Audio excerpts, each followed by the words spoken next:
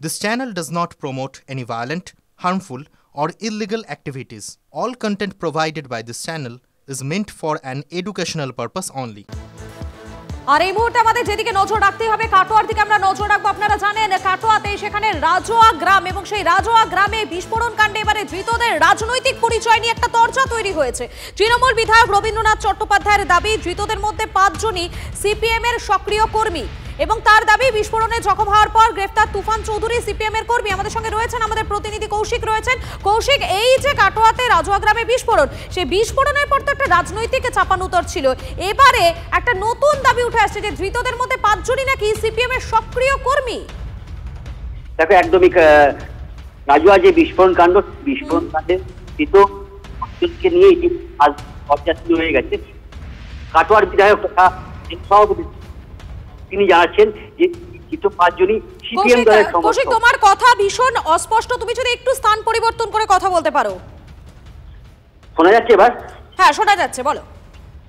দেখো, কাটোয়ার রাজোয়ায় যে বিস্ফোরণ কাণ্ড ঘটেছিল সেই ঘটনায় ৫ জনকে ইতিমধ্যে গ্রেপ্তার করেছে পুলিশ এবং এই ধৃতদের রাজনৈতিক পরিচয় নিয়ে একদম রাজনৈতিক চাপানুতর শুরু হয়েছে। কাটোয়ার বিধায়ক তথা তৃণমূলের জেলা সভাপতি তিনি স্পষ্টভাবে জানাচ্ছেন যে ধৃত ৫ জনই সিপিএম দলের সমর্থক। অন্যদিকে সিপিএম দলের তরফ থেকে জানানো হচ্ছে এই ধৃত ৫ জন তৃণমূল দল করে, এমনকি এর মধ্যে একজনের ছবিও দেখা গেছে কেতুগ্রামের বিধায়ক শেখ শাহনাজের সঙ্গে।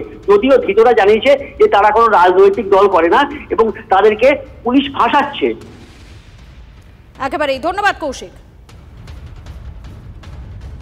রাজোয়া বোমা বিস্ফোরণ কাণ্ডে পুলিশ যে ৫ জনকে গ্রেপ্তার করেছে সেই ৫ জন সিপিএমের শুধু সমর্থক নয়, তাদের কর্মী, এবং এরা সবসময় বিভিন্ন সমাজবিরোধী কাজের সঙ্গে যুক্ত থাকে এবং এরা যে বোমা তৈরি করছিল তার উদ্দেশ্যও ছিল জঙ্গল শেখের নির্দেশে, যেহেতু তারা কাটোয়ায় ঢোকার চেষ্টা করছে আইন ভেঙে, সেই কাজে সাহায্য করার জন্যে বোমার প্রয়োজন। সেই বোমা তৈরি করার জন্যে তুফান চৌধুরীকে নির্দেশ দিয়েছিল জঙ্গল, সে তার কথা মতো বোমা তৈরি করছিল এবং ঘটনাচক্রে বোমা ফেটে একজন মারা গেছে। যদি ঘটনাটা না ঘটতো তাহলে মহরমের পরেই হয়তো একটা বড় ঘটনা কেন ঘটে যেত। তুফান চৌধুরী তো সিপিএম করে, এ তো সর্বজন বিদিত, সবাই জানে, সে প্রকাশ্যে সিপিএম করে। পঞ্চায়েত নির্বাচনে সে সিপিএমের হয়ে প্রচার করেছে, নির্বাচনের দিনে বুথে সে ছিল সিপিএমের হয়ে।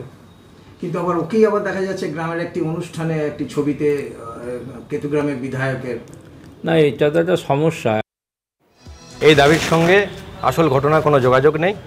যাদেরকে গ্রেপ্তার করা হয়েছে তারা হচ্ছে তৃণমূলের সমর্থক এবং যাকে পুলিশ হেফাজত নিয়েছে জামির শেখ, তার ব্যাপারে তার বাবার কাছে জানলেই জানতে পারবেন তার বাবা তৃণমূলের সমর্থক এবং সে জামির শেখ নিজেও তৃণমূলের সমর্থক। ঘটনার সঙ্গে সিপিএমের কোনো যোগাযোগ নেই। এবং পঞ্চায়েত নির্বাচনে যে কথা বলছেন আমরা জানি, আমরা দেখেছি, বহু সভাতে দেখেছি, এই তুফান চৌধুরী তৃণমূলের বিধায়ক শেখ শাহনাজের সঙ্গে তাকে দেখা গেছে। আপনারা যদি জানতে চান আমার কাছে ছবিও আছে, আপনারা ছবি দেখতে পারেন। তুফান চৌধুরীর ছবি আছে আমাদের বিধায়কের সঙ্গে। এই তুফান চৌধুরীও তৃণমূলেরই সক্রিয় কর্মী। এই ঘটনার সঙ্গে সিপিএমের কোনো যোগাযোগ নেই। ফুল দিয়ে বরণ করছেন এমএলএ সাহেবকে, তারপর আবার কি করে বলেন যে সিপিএম? আপনি বলছেন এই ৫ জন কেউই সিপিএম? এই ৫ জন কেউই সিপিএম নয়, ৫ জনই তৃণমূলের সমর্থক এবং তুফান চৌধুরী হচ্ছে তৃণমূলের সক্রিয় কর্মী এবং যিনি মারা গেছেন তিনিও তৃণমূলের কর্মী। আমাদের ছেলে যে ও তৃণমূল দল করতো, কিন্তু ওই সমর্থন ওখানেই যা হবে আমার ওই ইয়াকার ঘাটে, নারায়ণগড় ঘাট, এরকার কোনো ঘাটে সম্পর্ক জানি না। কিন্তু কালকে রাত্রে পুলিশ যে ছেলেকে নিয়ে এলো, পুলিশ কি বলে নিয়ে এসেছিল? পুলিশ বললো যে হ্যাঁ থানায় বড়বাবু ডেকেছে, তোকে যেতে হবে। বালিরঘাটের ব্যবসার জন্য তৃণমূল করতে হতো। হ্যাঁ, বালিরঘাটের ব্যবসার জন্য তৃণমূল করতে হতো।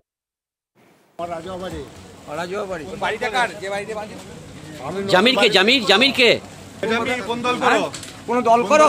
দল করি না। হ্যাঁ, আমি কোনো দল করি না। আর তুমি কি ইয়েকে ডেকে নিয়েছিলে বরকতকে? না না। হ্যাঁ, এরা কত টাকা করে রেট নিচ্ছে বাঁধার জন্য, বোম বাঁধার জন্য? জামির কি সিপিএম টিপিএম কিছু করো? তোমরা কোন দল করো? তুফান চৌধুরী বন্ধু হয়? আচ্ছা।